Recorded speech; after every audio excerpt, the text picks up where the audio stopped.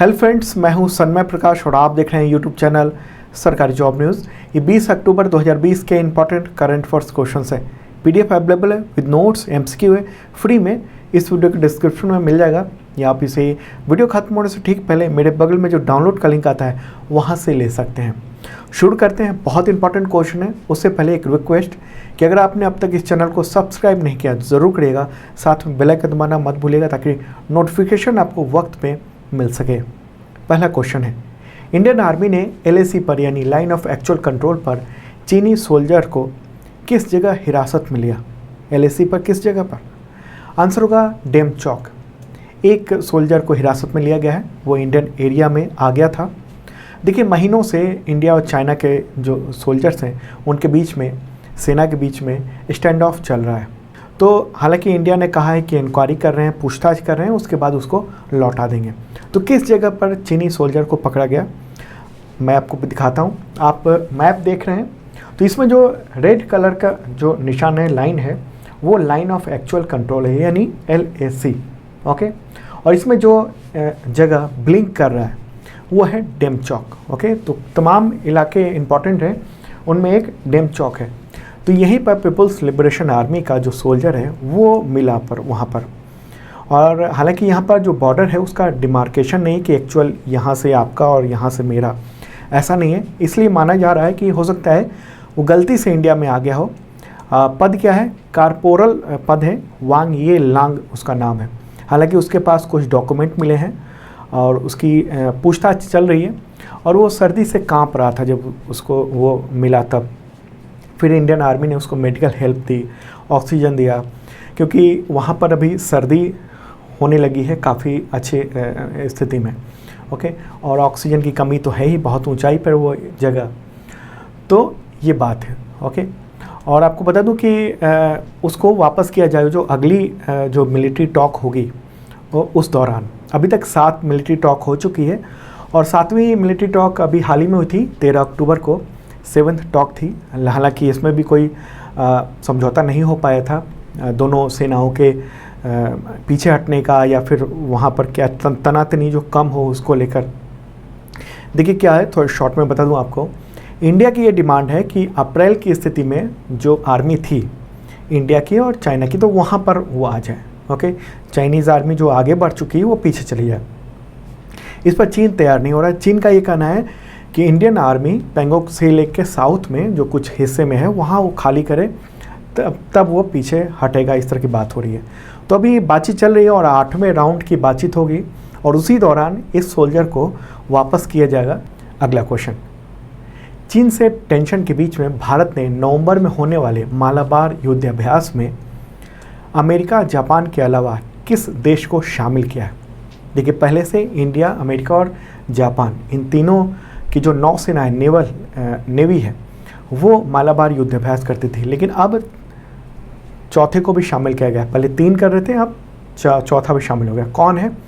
Answer होगा Australia.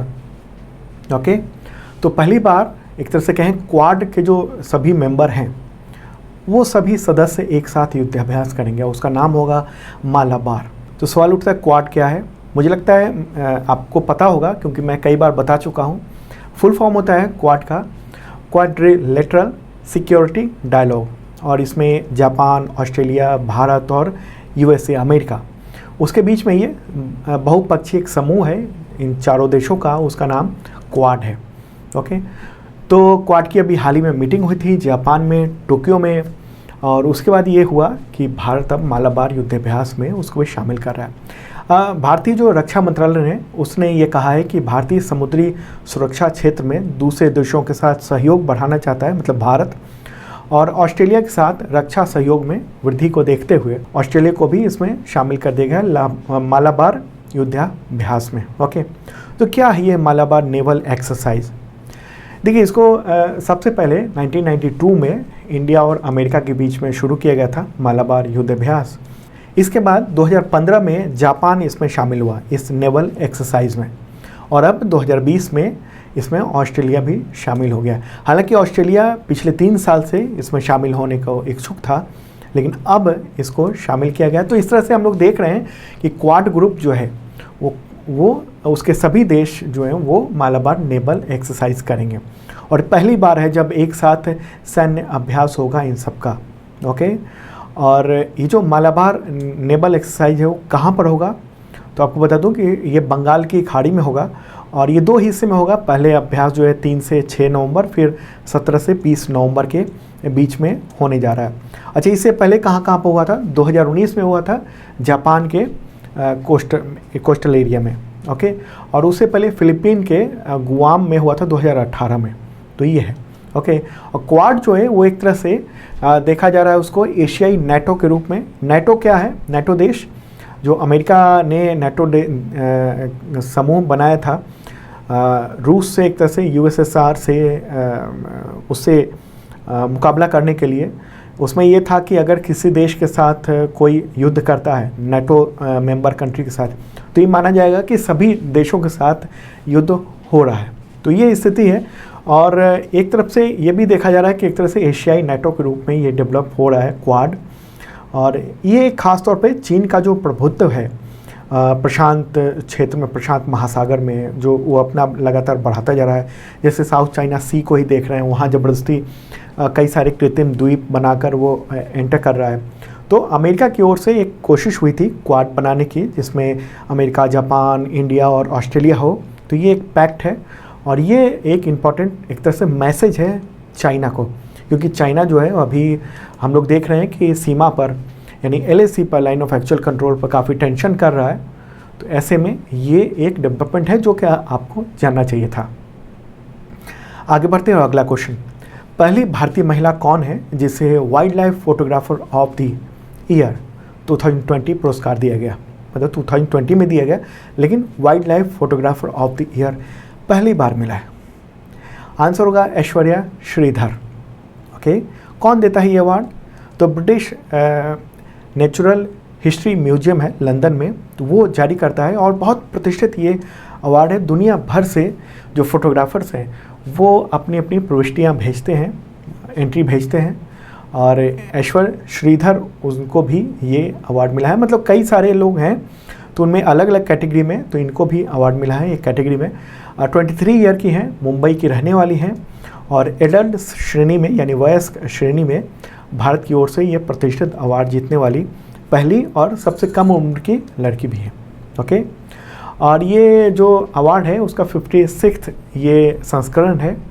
और उन्होंने कौन सा फ़ोटो दिखाया था, आप मेरे बगल में देख रहे हैं, ये फ़ोटोग्राफ उन्होंने खींचा था, एक पेड़ को दिखाया था जो उसके ऊपर में जुगनू वो उससे रोशन हो रहा है, जुगनू चारों तरफ से घूम रहे हैं। जुगनुओं और तारों की उपस्थिति में ये ऐसा लग रहा है जैसे ये पेड़ जो है वो असली आकाश गंगा एक तरह से बना रहा हो। तो इसी वजह से इसको दिया गया है और इसका शीर्षक था लाइट्स ऑफ पैशन। तो इसके शीर्षक वाली छवि जो थी, फोटोग्राफ थी, वो दुनिया भर के 80 देशों के 50,000 जो एंट्री आई थी उसमें से ये चयनित की गई है। ऐश्वर्या जो हैं वो एक वाइल्ड लाइफ फोटोग्राफ़र हैं, लेखक हैं, फिल्म निर्माता भी हैं, डॉक्यूमेंट्री फिल्म बनाती हैं। उनकी कई सारी डॉक्यूमेंट्री फिल्में जो हैं वो अवार्ड जीत चुकी हैं। तो एक इम्पॉर्टेंट बात है। और आपको बता दूं कि जो wild life photographer of the year जो अवार्ड है वो और भी कई लोगों को मिला है। तो कई सारे तस्वीरों में एक तस्वीर काफ़ी जो चर्चित रही है वो मेरे बगल में आप देख रहे हैं। अगला क्वेश्चन लेते हैं। उससे पहले बता दूं कि 2020 का करंट अफेयर्स अवेलेबल है जनवरी से सितंबर तक का। पहले हिंदी में अवेलेबल था, अभी इंग्लिश में भी अवेलेबल हो गया है। तो डिस्क्रिप्शन चेक कर लेना, वहाँ 1200 MCQ है। उसके अलावा उसका डिटेल भी काफ़ी अच्छा खासा दिया हुआ है जो आपके एग्जामिनेशन में काम आएगा। ओके, और 2019 का भी करंट अफेयर्स है, वो भी डिस्क्रिप्शन में चेक कर सकते हो। अगला क्वेश्चन, केंद्रीय गृह सचिव अजय भल्ला का कार्यकाल कब तक के लिए बढ़ा दिया गया है? आंसर होगा 22 अगस्त 2021। ओके, तो उतना वक्त के लिए उनका कार्यकाल को बढ़ा दिया गया है। और वो असम मेघालय कैडर के 1984 बैच के IAS अधिकारी हैं। वो कब बने थे गृह सचिव? तो अगस्त 2019 में बने थे। ओके, और 30 नवंबर को उनका कार्यकाल समाप्त होने वाला था, पूरा होने वाला था, लेकिन अब उनको एक्सटेंशन दे दिया गया है। तो चूंकि गृह सचिव हैं इसलिए इंपॉर्टेंट हो जाता है क्वेश्चन।